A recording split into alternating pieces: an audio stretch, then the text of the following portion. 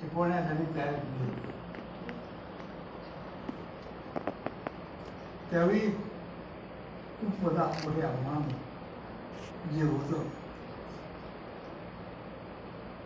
सर्वांना संगणक शिकायचा होता. संगणकाचे ते तंत्रज्ञान समोर आलेलं होतं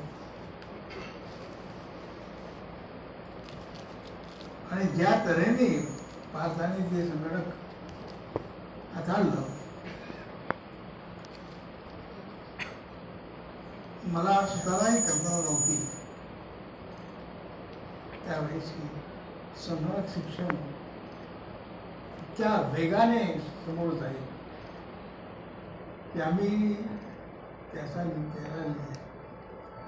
ते तंत्रज्ञान अवगत करत होतो. आणि त्याच वेळेस आम्हाला मोठं आव्हान होती की आम्हाला संगणक येत नव्हतं.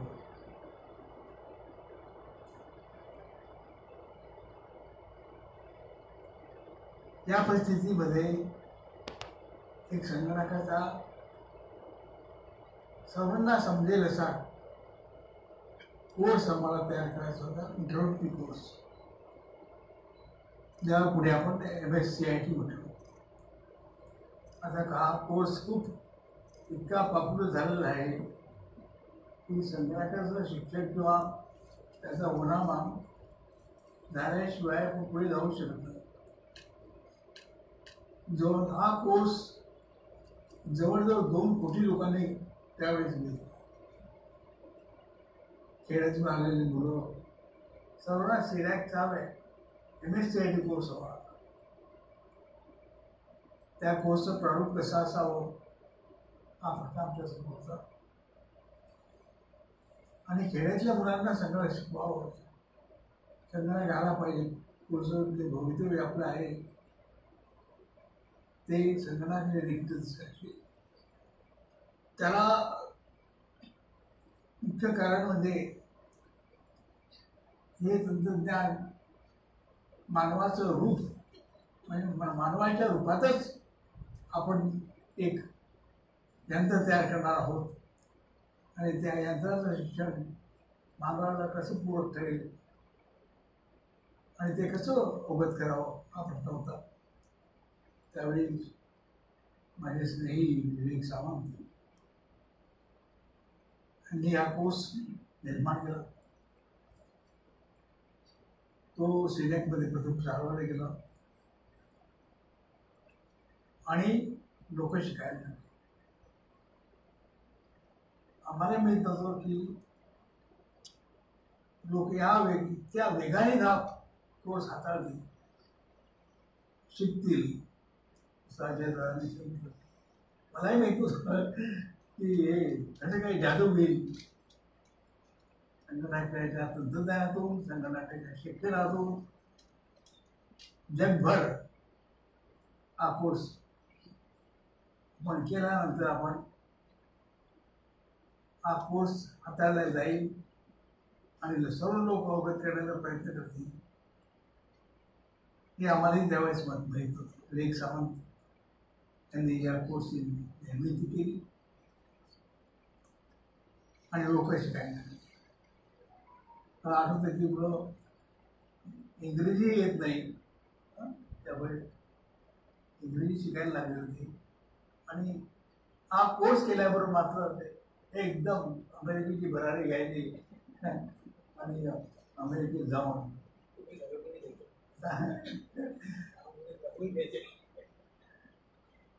रगडून घ्यायचं. त्या कोर्समध्ये 14 तास दिवसात अभ्यास करावा लागला. आणि पण हे क्लिष्ट, म्हणजे एक प्रकारे त्यावेळेस क्लिष्ट तंत्रज्ञान आपण अवगत करू शकतो आणि माणसाचा फलाग्रह बदल टेक्नॉलॉजीने कसा होतो त्यावेळेस सिद्ध करून दाखवतो. माझ्या गावातून लोक एकदम मुळे यायची, गावागावातून छोट्या खेळायतून, आणि त्यांना इंग्रजी धडा यायचं नाही आणि तंत्रज्ञान अवगत करायची आणि सरळ जाऊन सॅन फ्रान्सिस्कोला जाऊन तिथे विभागात लोक त्यांना घ्यायची आणि त्या तंत्रज्ञानाने सर्वच बदल केला. एवढंच नव्हे तर त्यांनी पूर्ण सिटीज, शहर, नगर, त्या नगराचा काय फरक कसा होतो एका तंत्रज्ञानाच्या सहाय्यात आहे.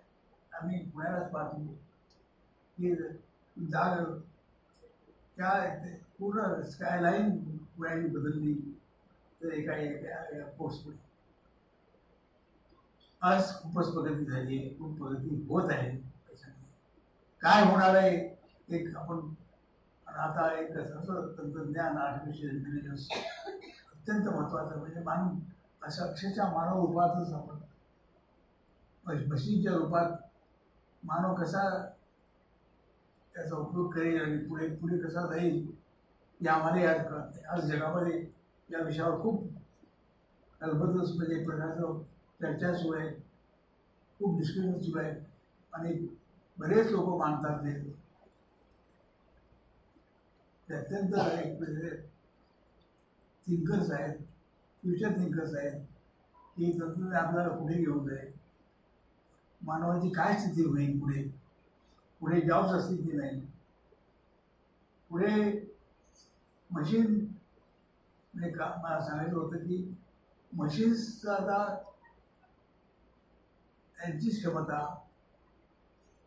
इंटेलिजन्सची क्षमता ही आता मानवापेक्षा खूप खूप तरी वाढत आहे, म्हणजे वाढत आहे. ती त्याला एका दिवशी सरपास करेल हा प्रश्न सर्व. आणि पुढे आपल्याला मशीनचंच म्हणजे मशीनच्या हाताखाली काम करावं लागेल हेच असं दिसतं आहे. त्याची आपण काय आपण निर्माण केलेलं आहे, काय मानवाने निर्माण केलेलं आहे, त्यामुळे मानवाची स्थिती काय होईल हा मोठा आज जगात आहे. जॉब राहतील की नाही, पुढे या तंत्रज्ञानाने इतकी जॉब्स तयार केले, त्या तंत्रज्ञानाला असा अशी परिस्थिती आली की आपल्याला जॉब माणसाला जॉब मिळतील की नाही हा प्रश्न आहे. काही लोकांनी सांगितलं की एक मोठं भस्मासूर आपण निर्माण केलेलं आहे आणि त्यामुळे तो भस्मासूर काय करेल आपल्याला सर्वांची बरोबर करून टाकेल आणि आपली परिस्थिती काय होईल हे मोठे फिलॉसॉफिकल क्वेश्चन्स. तर मी मला सांगू इच्छितो की खरोखर माणूस हा एक मोठा मानवाच्या विक्रांतीमध्ये असा क्षण आहे की आज मानवाला समजत नाही की आपला रोल काय असावा.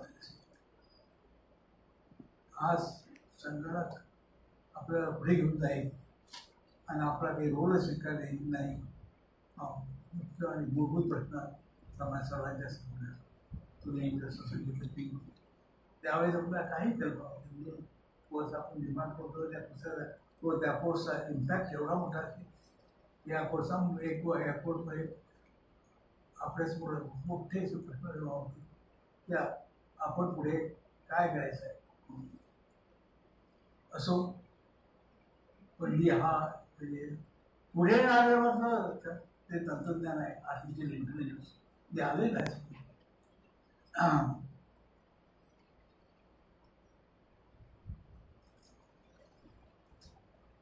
हे तंत्रज्ञान समोर आल्यानंतर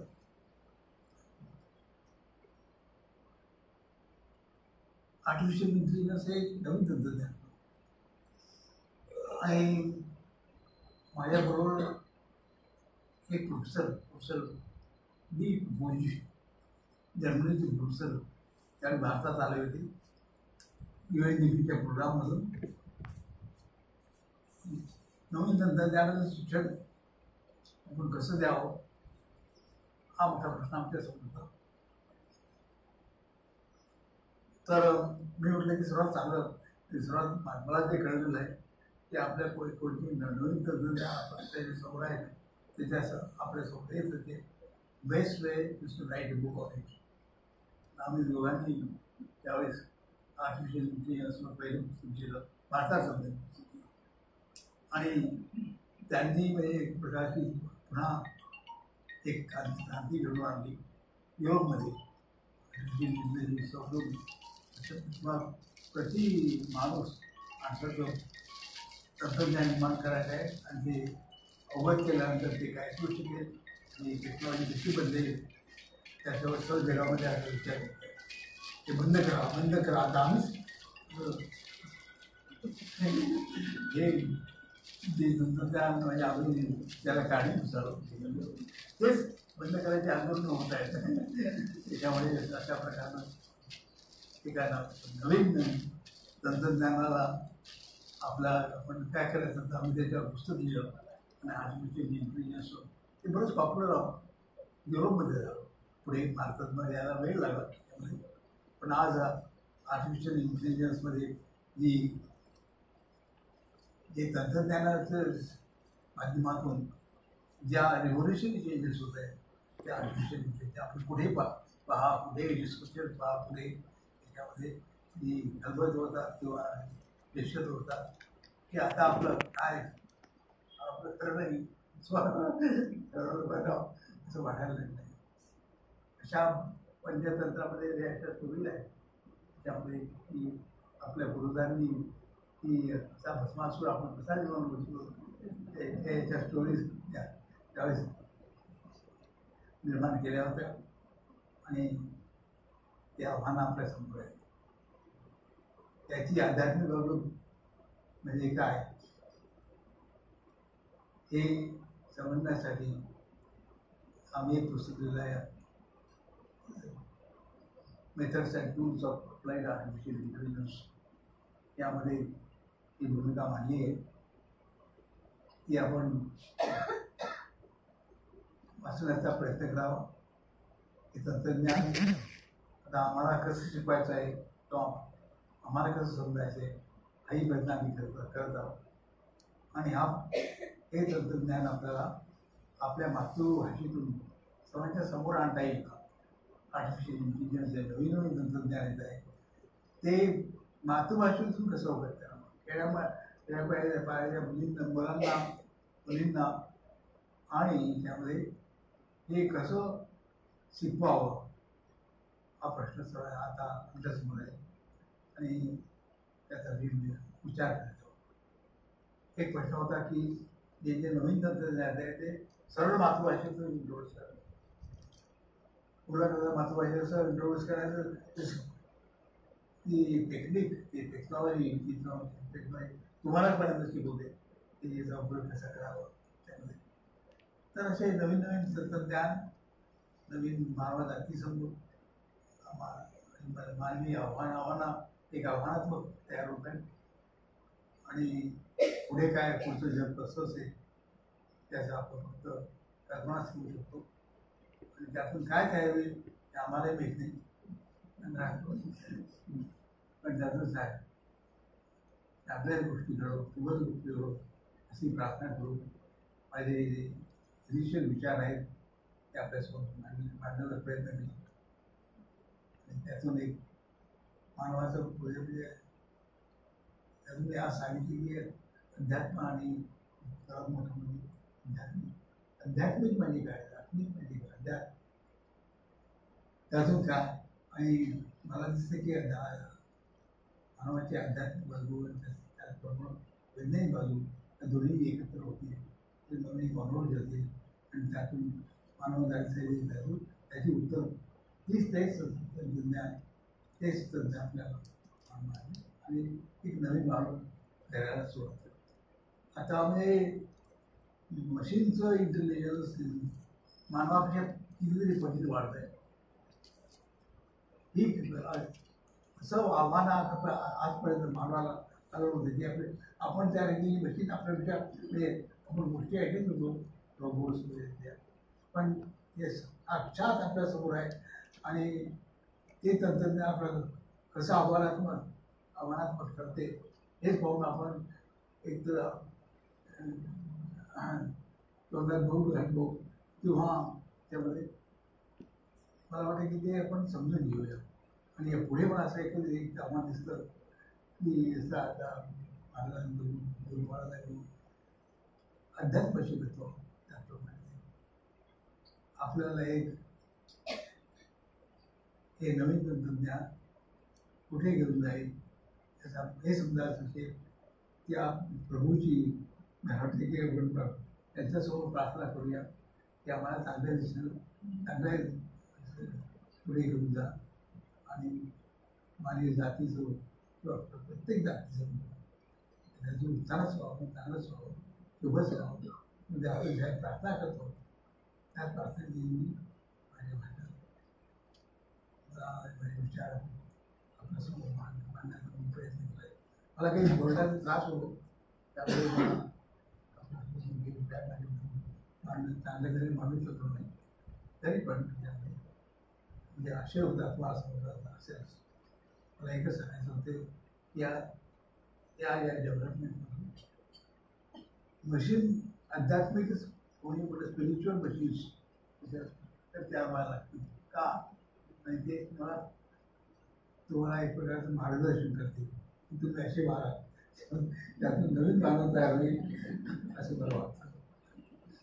अरविंदने सांगितल्याप्रमाणे new mind will now in develop आणि सिद्धांत करत आहे की new mind super mind should be develop किंवा सुपर माइंड आध्यात्मिक म्हणजे शिक्षण काय असतं किंवा आध्यात्मिक व्हॅल्यूज काय आहेत ते आपण संगणकापासून सुद्धा शिकू आणि संगणक त्यासाठी पूरकच ठरेल. आणि आपण बरोबर हे आपले आश्रम आहेत किंवा ती गुरुशिष्य परंपरा आहे ती या गोष्टीवर विचार करून आम्हाला मार्गदर्शन करावं. गुरुवारांनी आम्हाला मार्गदर्शन करावं अशीच आमची याच्यामध्ये कळकळीची विनंती आहे. आणि ते ज्ञान हे नवीन ज्ञान कसं असेल याची मी आतुरतेने वाटतो. नमस्कार.